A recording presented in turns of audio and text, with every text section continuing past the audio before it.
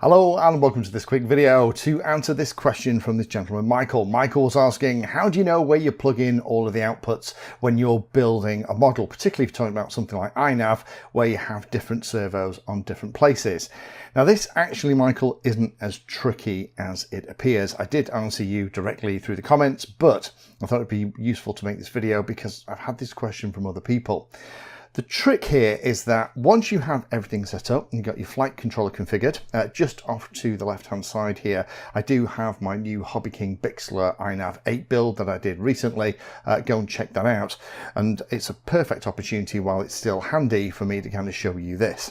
So here in INAV Configurator, just in the receiver tab, and we can see that as I move the controls around on the radio, everything works beautifully. So there's no drama at all. Sticks go to the top right hand corner, they all go to their maximum value, so everything looks great. Throttle is on the throttle channel, etc, etc. Roll is on the roll channel, elevator and pitch are on the right channels, everything looks great. Now the cool thing is in INAV, INAV works really hard to help you with this.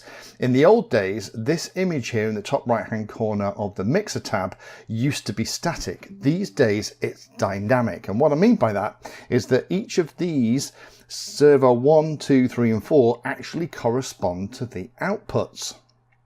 If I go down a little bit here so you can see the outputs as well, you can see here that for this particular output mapping, I've got it set servos 1, 2, 3 and 4 are for the 4 servos. I've actually set up servo 5 as my motor.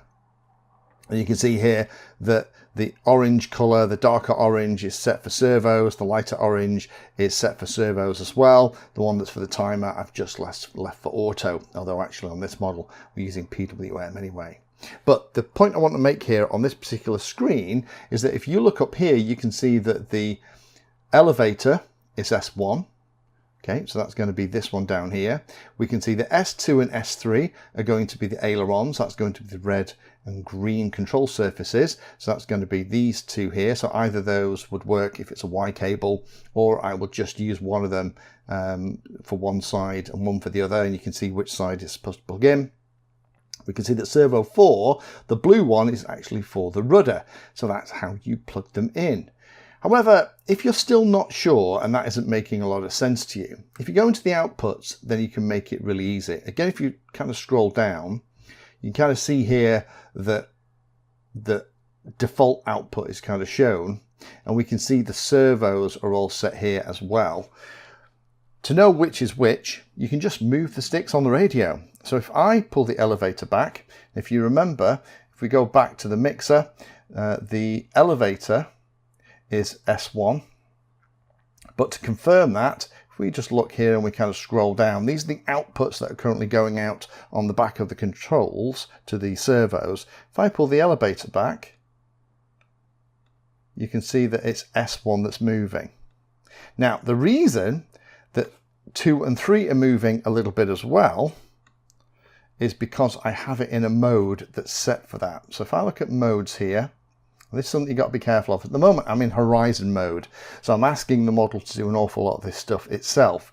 If I put it in something like acro, where we're in acro now, so if I go back into the outputs, go down here a little bit and move my elevator, we should see that there we are, the elevator is completely isolated.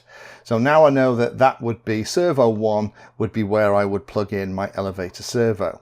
Similarly with the ailerons, they're supposed to be on 2 and 3, and if I move the ailerons to the side, that's exactly where they are. So I could plug in my ailerons into those two, and again it kind of gives me an idea of which side is which by the image here in mixer. So servo 2 is going to be on the left hand side.